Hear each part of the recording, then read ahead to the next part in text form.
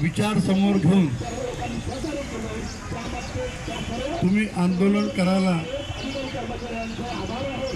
आपापल्या गावापासून तर आझाद मैदानापर्यंत आला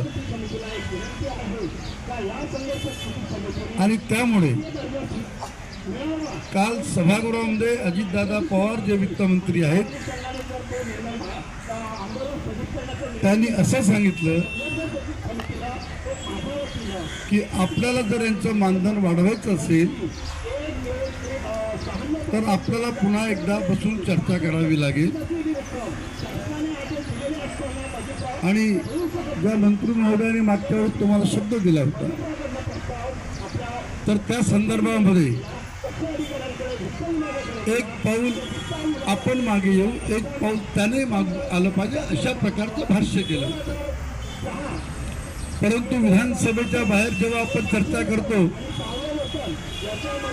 तर काय होतं, शब्दाचा अपभ्रंश कधी कधी होऊन जातो आणि धसामास सुद्धा होऊन जातो आणि हा धसामास झाला की तुम्हाला शनिवार वाड्याचा इतिहास सुद्धा माहीत असतो.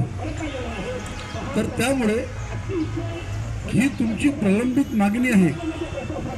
ही मागणी किती आपण मानधन त्यांना देऊ शकतो. सावंत साहेबांनी तुम्हाला 7,000 आणि गट प्रवर्तिकाला 10,000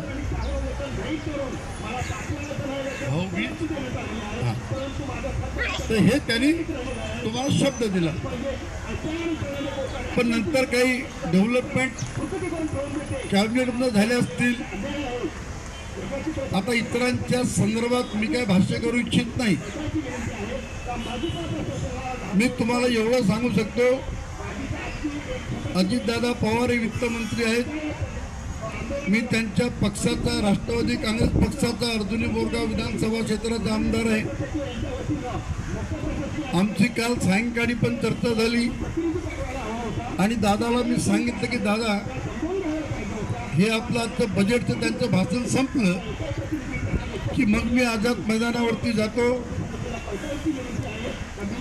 आशांचे काही प्रश्न आहेत, त्या प्रश्नाच्या संदर्भात त्यांची जे काही इथं समितीचे कार्यकारिणीचे सभासद आहेत यांचं काय म्हणणं आहे पुन्हा एकदा ऐकून घेतो आणि नंतर मी त्यांना सायंकाळी आज 7 वाजता भेटणार आहे.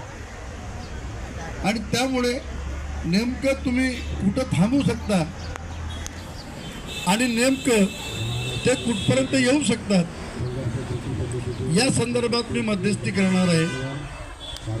मी तुम्हाला जिथं शब्द असा देत नाही की तुम्ही म्हणता ते 100% मिळेल, पण तुम्हाला मी शब्द असा देतो की तुम्ही जी मागणी केलेली आहे त्यामध्ये निश्चितच भरीव वाढ होण्याची शक्यता नाकारता येत नाही. याबद्दल अशा प्रकारची चर्चा कॅबिनेटमध्ये सुद्धा सीएम सोबत झालेली आहे आणि त्यामुळे कालच अधिवेशन सुरू झालं. कदाचित येत्या 2 दिवसामध्ये याच्यावर पुन्हा चर्चा होईल आणि जसं विधानसभेमध्ये अशा प्रकारचं ते घोषणा करत असतात तर यामध्ये वाढीव किती तुम्हाला मानधन मिळणार आहे या संदर्भात आज रात्री ते चर्चा करतील आणि मी सुद्धा तुमच्याशी चर्चा करतो.